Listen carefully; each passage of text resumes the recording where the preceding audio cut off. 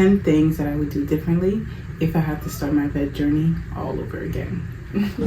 Hey y'all, welcome back to my YouTube channel. As you can tell by the title of today's video we're going to be discussing 10 things that I would do differently if I had to start my vet journey all over again. So keep watching if you're interested in knowing. Just a disclaimer, I am not in vet school. I just want to clarify that. A lot of people do think that I am in vet school. I am not in vet school. I am doing my master's in biology right now. I previously did my bachelor majoring also in biology, but I'm not in vet school.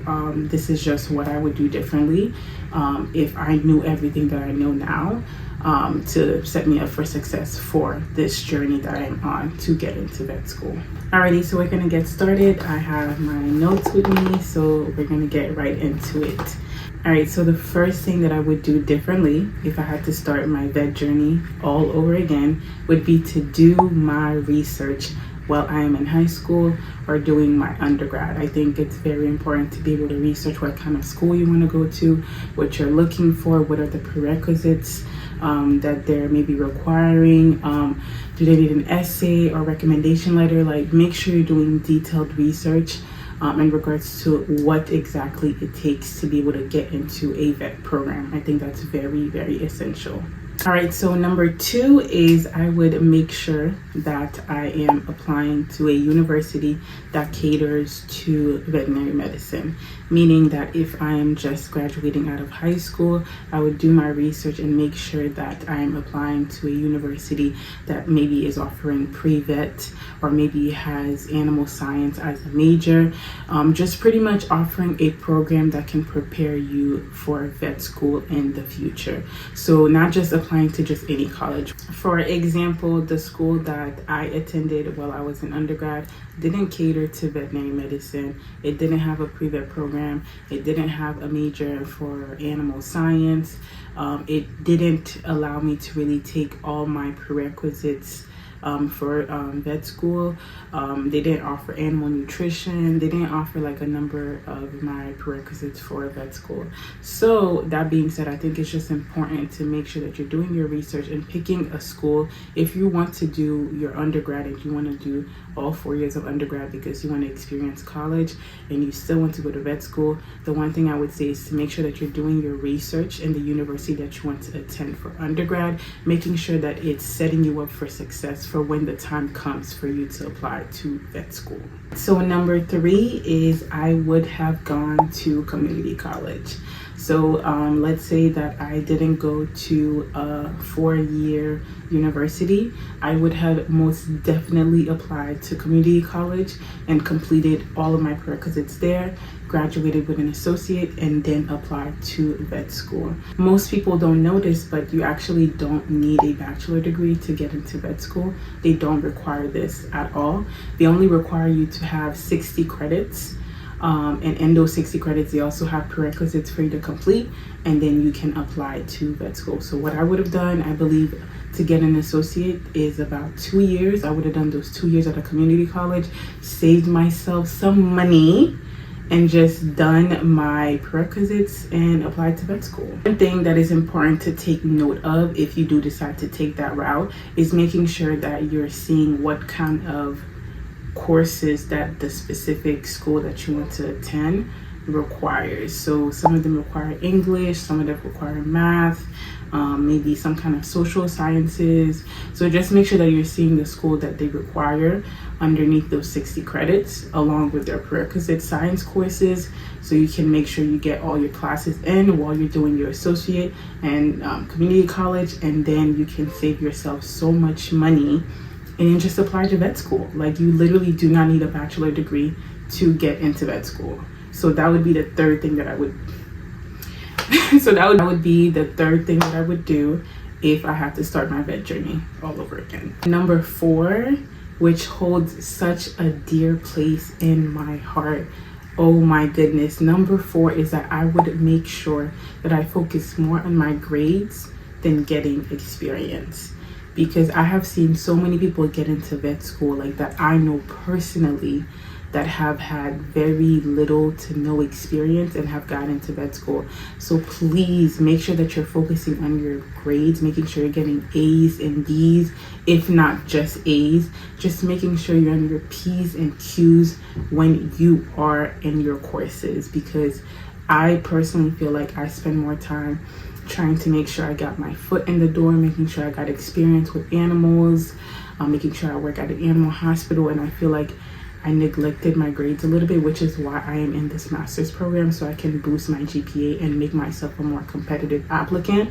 But oh my goodness, how I wish I would have spent more time on those courses, making sure that I had the best GPA that I could have, because the reality of it is grades do matter. Granted, you can still get into vet school with a low GPA, but to set yourself up for success, focus much more on making sure that you have top tier grades rather than on your experience. The experience, you can get that at any time, but your grades, once you get one grade that lowers your GPA, it's on your transcript and it's not going anywhere, even if you retake that class, because most school, when they're calculating your GPA, they're calculating every grade. So that includes your D, your C, your F, all of it. So just make sure that you're focusing on your grades much more than trying to get an experience for vet school. All right, so number 5, make sure that while you are an undergrad or while you're completing your associate or whatever it is, make sure that you're building relationship with your professors. Because one thing that I did, I was always that student that almost never went to office hours. I always try to thug it out and just kind of learn the material on my own and just try to get a friend to help me out with making sure I understood the material of the class. But if you're going to office hours and building a relationship with your professor, that professor can now become someone who can write a recommendation letter for you. So just make sure that when you're going to classes, engage with your professor, get to know your professor, build that relationship with your professor, so that when you're done, you can come up to them and ask them for a letter of recommendation for vet school. Because some vet school actually requires some of your recommendation letter to be specifically from a professor, not just vets, not just a manager, not just someone who might have influenced you in your life. Like, some of them specifically require you to get a recommendation letter from a professor. So if you haven't built that relationship with that professor, they're not really going to be able to do that for you and write that recommendation letter. So make sure you're building a good and healthy relationship with your professor. So number 6, I would say avoid taking too long of a break after you're done with your courses, whether it's a bachelor or an associate. Just don't take too long of a break, because eventually your prerequisites will expire. Whether it's after 5 or 10 years, they'll have you retake those prerequisites. Because if you think about it, some of the prerequisites that some vet school require is Bio 1, Bio 2, Chem 1, Chem 2, and those are classes that you're taking your freshman years. So if you graduate in 4 to 5 years, then you take a 1 to 2 year break. Just be mindful of the break, because with time, those prerequisites will expire and they will require you to retake those courses. So I believe that some prerequisites classes are good for like 10 years, but others are good for like 5 to 8 years. So depending on the school, you just have to check. But if anything, I'll try and post it in here or here, just to show you guys what I'm talking about. So don't take too long of a break when you are taking a break, okay? So number 7, I would say not to focus too much on getting small animal experience. I personally have a lot of small animal experience, but very limited experience in large animal or exotic animals. So if you are planning on applying to vet school, I would just make sure that you broaden your experience, not just limit yourself to small animals, but make sure that you're having some large animals, some exotic animal. So therefore going to a farm or a zoo or an equine clinic, making sure that you're having a variety of experience when it comes to your animal experience. Don't just focus on small animal. So number 8, Number 8, I would say, is making sure that you're also doing research on the vet school that you want to go to.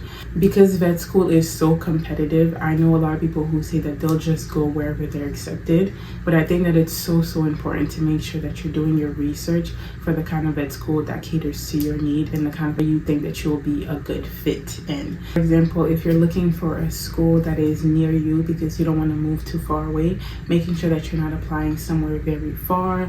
Or if you're looking for a school that caters to your need in a way where you're applying out of state, making sure that you're not applying to a school that has very low rating and accepting out of state student. You want to make sure you're not wasting your money and applying to a school that's more likely to accept more out of state student, or applying to a school that caters to out of state student, right? Because not every state has a vet school. Some out of state vet school will allow you to get in-state tuition after being there for 1 year. So making sure you're just not applying just anywhere that will accept you, but somewhere where you will fit right in.